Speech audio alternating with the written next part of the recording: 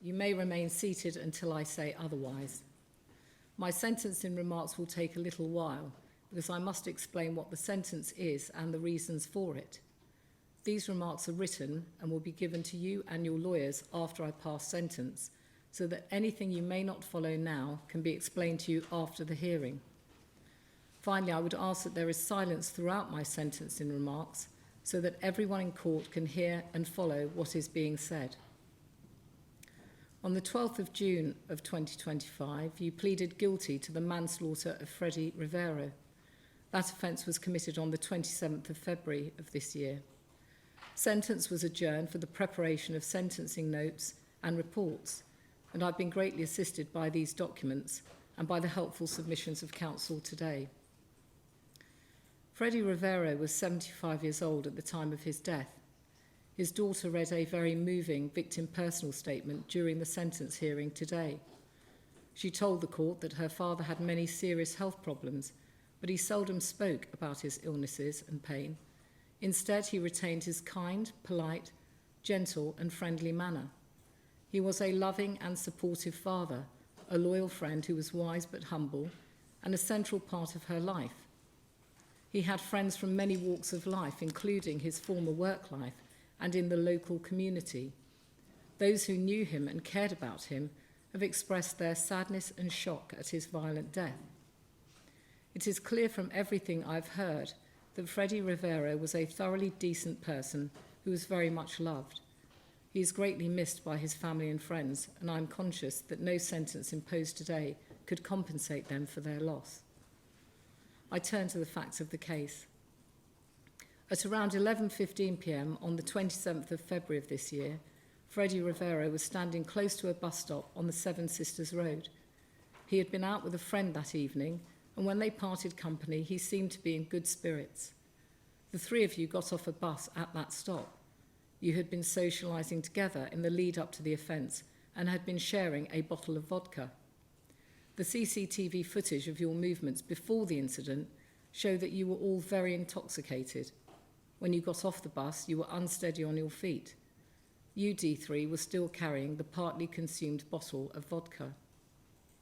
As the three of you walked past Mr. Rivero, you, D2, made deliberate physical contact with his shoulder and said something to him.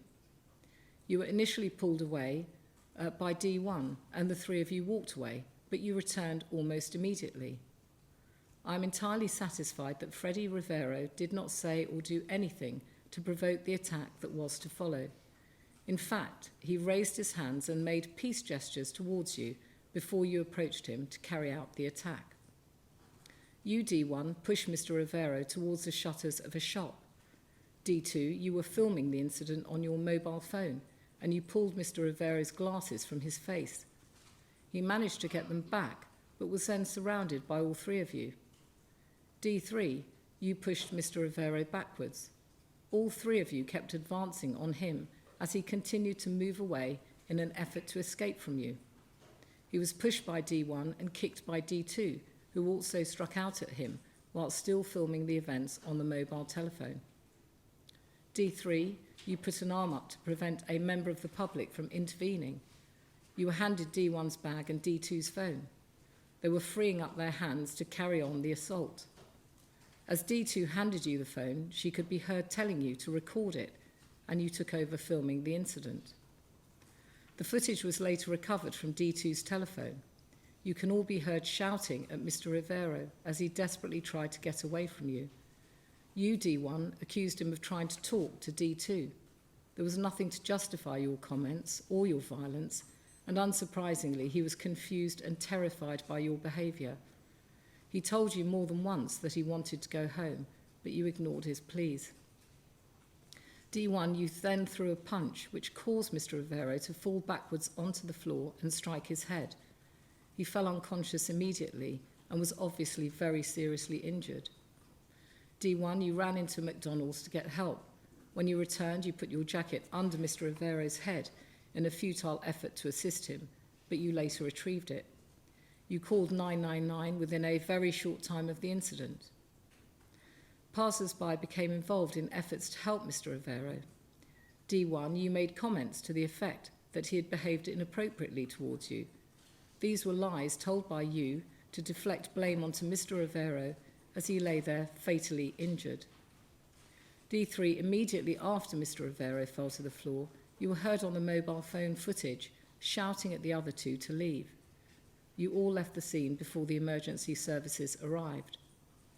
The ambulance service found Mr. Rivero lying on the pavement with a severe head injury. He was given treatment at the scene and then taken to the Royal London Hospital in a critical condition. He died from his injuries the following afternoon. A post-mortem was later carried out, and Mr. Rivero was found to have injuries to his head and brain consistent with striking his head on the floor. The cause of death was head injury. Within a short time of the assault, police officers found you, D2 and D3, near to the Seven Sisters Road. You both ran away when you were approached, but were detained soon afterwards. You both told police that D1 had punched Mr. Rivero, causing him to fall, and you both denied having anything to do with the assault. You lied to hide your involvement in it. D2, you said that it was Mr. Rivero's fault. You said he started on us. D1 pushed him and he lost his balance and fell. You said that you would kill yourself if he died and that you would pray for him and that he did not deserve to die. D1, you were arrested shortly after midnight on the same night. You told police that you were just helping your friends. You said that they were drunk and were getting rude to Mr. Rivero, that he came towards you and you punched him. You said that you hoped he was okay and that no one deserved to die. You said that you didn't mean to do any of this. You were each interviewed on the 28th of February. D1, you made no comment in answer to all questions. During the interview, when you were further arrested for murder, you said that you were devastated that Mr. Rivero had passed away. D2, at the police station, and before your interview, you described the events. You claimed that Mr. Rivero had been rude to your group and that you were all drunk and loud. You described D1 pushing Mr. Rivero, him going to the floor and hitting his head. You made no comment in interview but provided a prepared statement. You gave a brief account of events, including the fact that you had seen a verbal altercation and the victim hit his head on the floor. You denied being involved in the altercation or any assault. D3, you answered no comment to all questions. Assault on the homeless woman was recovered from D2's mobile telephone when it was seized on arrest, as was the video of the fatal assault on Mr. Rivero. However, there were several other videos of violent incidents. I have viewed them all. Those incidents of violence are not as serious as the attack on Mr. Rivero or indeed the assault on the homeless woman. However, they present an alarming picture, a pattern of unacceptable violence used by all three of you. Turning to the Sentencing Council guidelines, your youth and immaturity are the central feature for me to consider in deciding your sentence. I have applied the Sentencing Council's Sentencing Children and Young People guideline. I've also considered the relevant case law, in particular the recent authority of the Crown against ZA. I must and will take an individualistic approach to sentence. I've kept in mind the objectives in sentencing young defendants, particularly your welfare and rehabilitation. Custody is a measure of last resort, but this case clearly crosses the custody threshold, and I'm satisfied that only a custodial sentence is appropriate.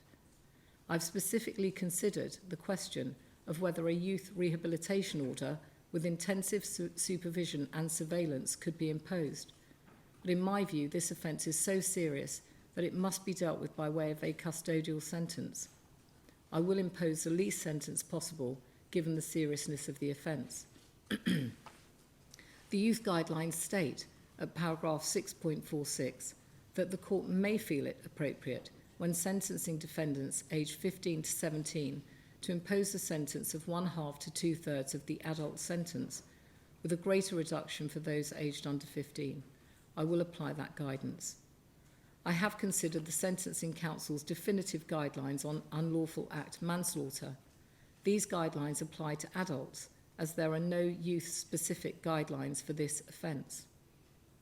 Having carefully listened to all that has been said, I'm of the view that this case falls into Category C, because death was caused in the course of an unlawful act which involved an intention by each of you to cause harm that falls between high and lower culpability.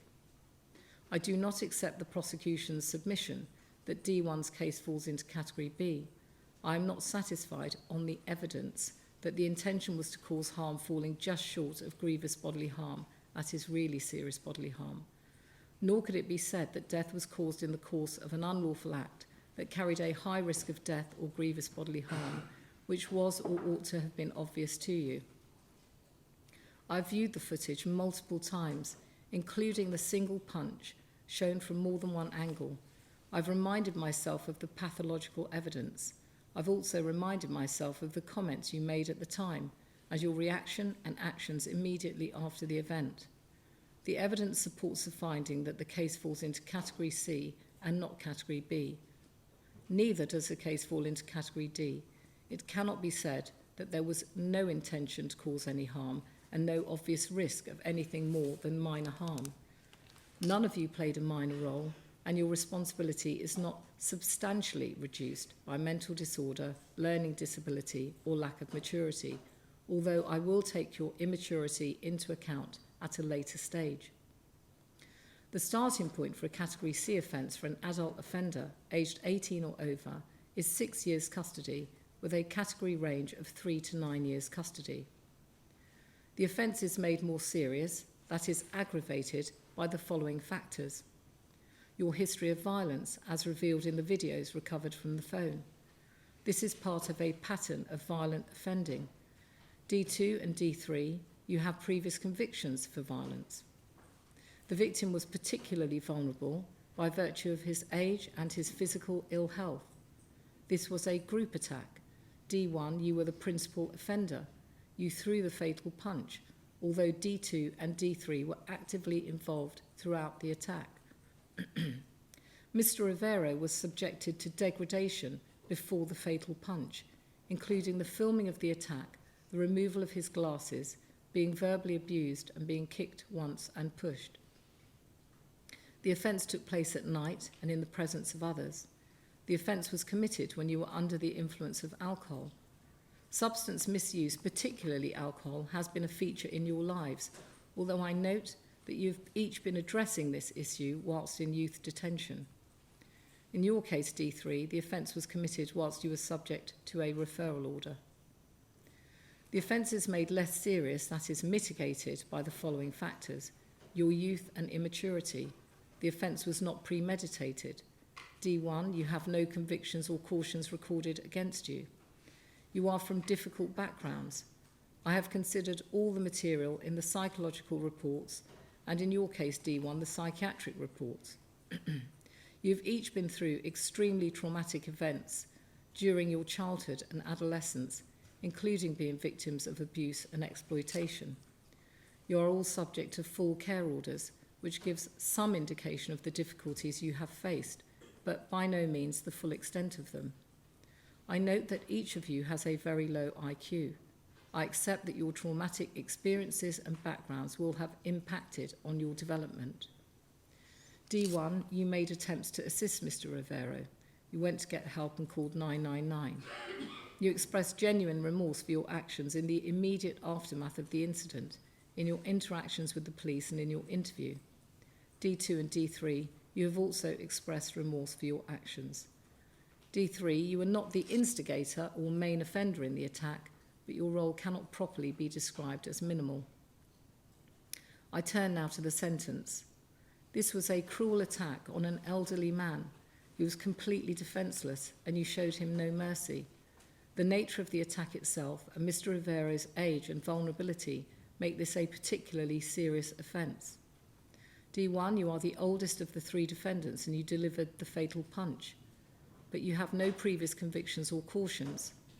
The videos on the phone, however, make it clear that you have been violent in the past.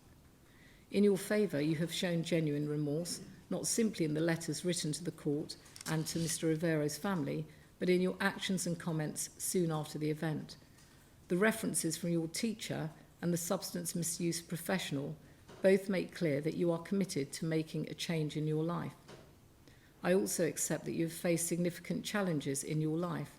Your intellectual functioning is in the borderline range for learning disability.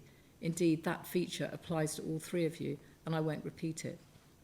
You, D1, have been diagnosed with complex post-traumatic stress disorder. I've considered the Sentencing Council's guidance on sentencing offenders with mental disorders, developmental disorders, or neurological impairments. I'm not satisfied that you suffer from a disorder which impacts on your culpability, but it will affect your experience of custody and is a mitigating factor. If you were being dealt with as an adult after trial, the nature and number of aggravating factors, including your role in the offence, would take this offence above the top of the category range for Category C.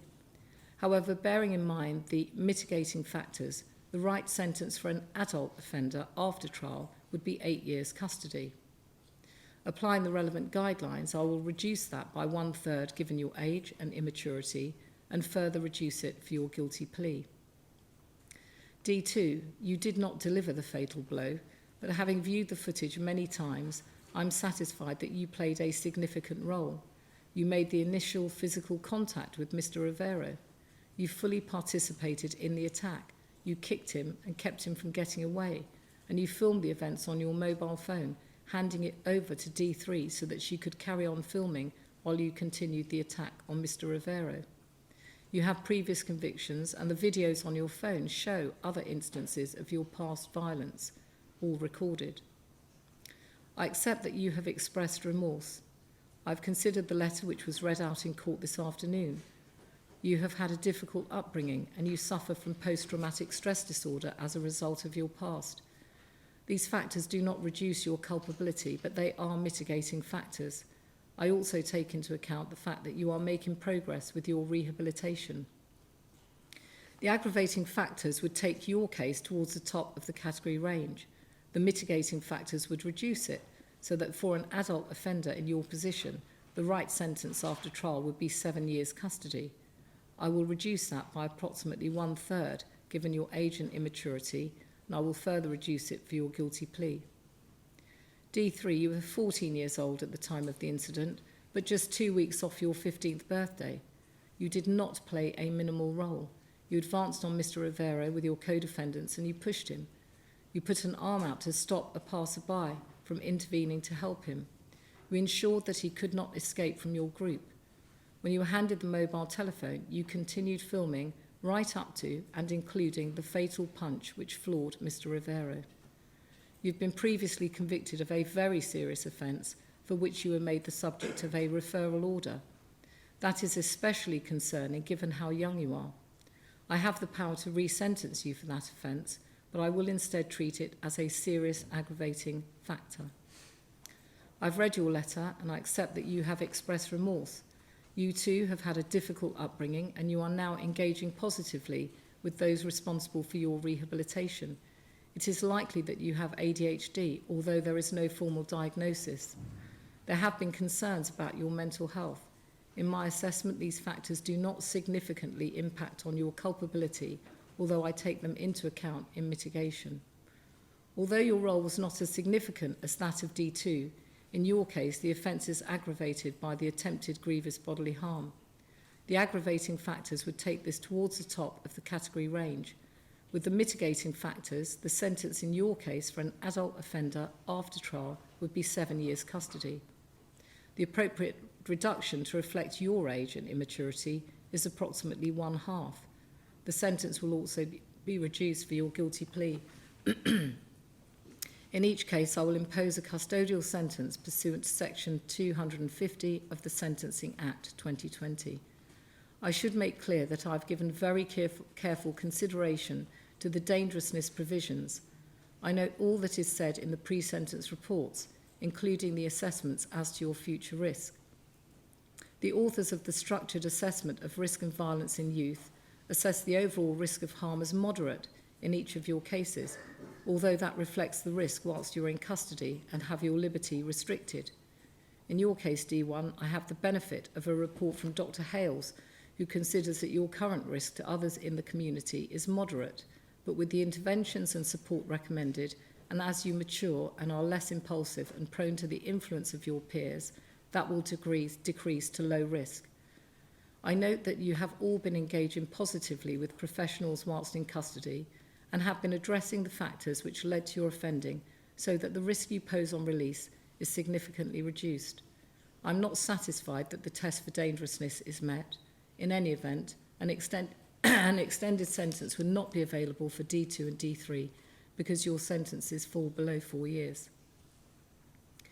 This has been a complex sentencing task because offences of manslaughter are committed in a wide range of circumstances and sentencing is highly fact-specific. The needless death of an elderly family man is heartbreaking for the family and understandably will have provoked feelings of outrage within the community. Sadly, there is no sentence that could overcome those feelings. I have focused on your welfare and future rehabilitation. It is not only in your interests, but in the interests of wider society that you should in the future be capable of leading useful and law-abiding lives. The information before the court gives hope that this is possible. Stand up, please.